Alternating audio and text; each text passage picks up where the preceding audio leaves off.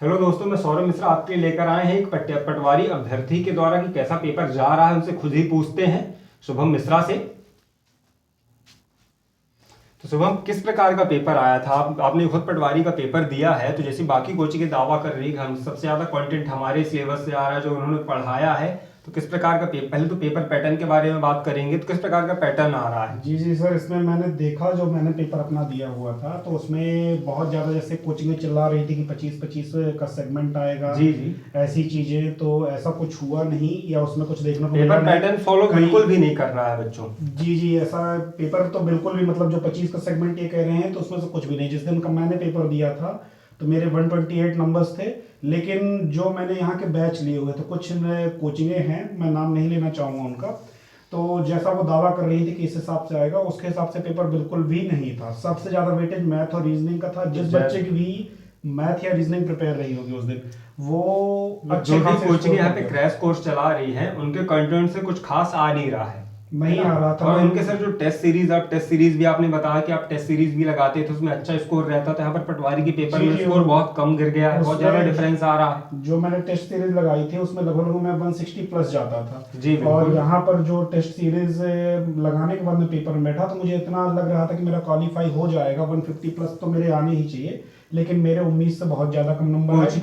Coaching एक प्रकार का स्कैम चला रही है कि आपके अच्छे नंबर आएंगे, बहुत इजी सा टेस्ट सीरीज बना के दे देती है, लेकिन बच्चा यहाँ पे 140 भी टच नहीं कर पा रहा है।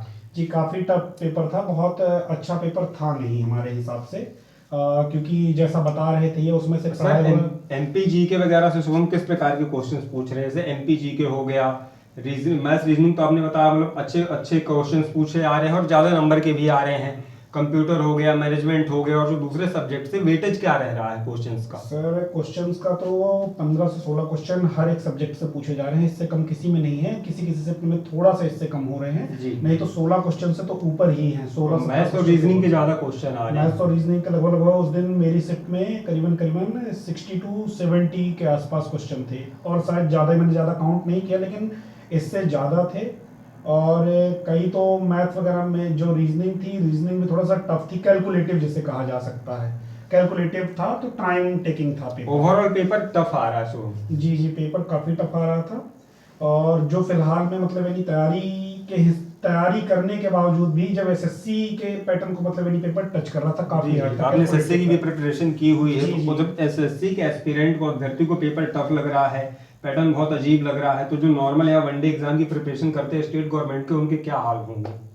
सर मेरे हिसाब से तो जो एसएससी एस्पिरेंट रहे होंगे उनका अच्छा खासा गया होगा, यानी स्कोर तो हो जाना चाहिए। एसएससी एस्पिरेंट का नहीं कहा जा सकता, लेकिन जिनकी मैथ या रीजनिंग मतलब प्रिपेयर रही होगी अच्छी, उनका स्कोर अच्छा जा रहा होगा। जैसे यहाँ एक नया सब्जेक्ट पटवारी में आया था, मैनेजमेट, मैंने वो पूरा कोचिंग के ऊपर ही फोकस होकर पढ़ा था, लेकिन उसमें भी मेरे बहुत ज्यादा जो पढ़ा रहे थे उससे पूरा हटकर उसका कोई लेना देना नहीं जो भी पूछा जा रहा है। मतलब जो कंटेंट प्रोवाइड करवा पा रहे हैं, कोचिंग वाले दे रहे हैं, टेस्ट सीरीज के नाम पे बैच बेच रहे हैं, उसका आपके जो पटवारी का पेपर आ रहा है उससे कोई लेना देना नहीं है। उससे मेरे में तो बिल्कुल कुछ भी मतलब नहीं है। 1-2 क्वेश्चन आए तो मेरा तो यही कहना है, जो आगे के स्टूडेंट्स हैं वो अपनी मेहनत पे फोकस करें, मैथ रीजनिंग के ऊपर अपना जोर बनाएं, और एमपीजीके में वो काफी डीप पूछ रहा है। जैसे उस दिन मेरे में पूछ लिया गया था कि सती का हार कहाँ गिरा हुआ था। जी। तो अगर आप किसी भी कोचिंग में देखेंगे शायद पढ़ा नहीं रहे हैं ऐसा इतना डीप। बाकी सब्जेक्ट से आप कह रहे हो बाकी सब्जेक्ट से काफी डीप में पूछ रहा है ना, और मैथ्स कैलकुलेटिव आ रही है बहुत ज्यादा। मैथ्स और रीजनिंग दोनों कैलकुलेटिव है, तो बच्चा उसी में फंस रहा है। मैथ्स और रीजनिंग कैलकुलेटिव में, जैसे कोडिंग डिकोडिंग ही है, तो कोडिंग डिकोडिंग अदर एग्जाम में अगर हम देखें वनडे में तो 1 या 2 स्टेप या 3 स्टेप में आंसर क्लियर हो जाता था, लेकिन यहाँ हमें पूरी स्टेप पर पेपर का पैटर्न बहुत ज्यादा हार्ड कर रहे हैं और कैलकुलेटिव कर रहे हैं, तो वो टाइम टेकिंग है सर।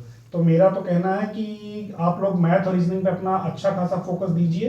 बाकी सब्जेक्ट अगर आपने प्रिपेयर किया है पेपर, तो आपके ऑटोमेटिक अच्छे खासे स्कोर हो जाएंगे। ओके शिवम, थैंक यू यहाँ पर आने के लिए और अपना एक्सपीरियंस शेयर करने के लिए बच्चों के साथ। बच्चों, जैसा आपने देखा कि पेपर का पैटर्न डिसाइड नहीं है, मैथ्स रीजनिंग काफी लेंदी और कैलकुलेटिव आ रही है, और बाकी सब्जेक्ट का भी कुछ मतलब ऐसा नहीं कि 25-25 नंबर का सेगमेंट है। सबसे बड़ी बात तो क्या है, मिक्स पैटर्न पे पेपर आ रहा है। तो अगर आपको जानकारी अच्छी लगी हो तो चैनल को लाइक, शेयर और सब्सक्राइब करें। Thank you.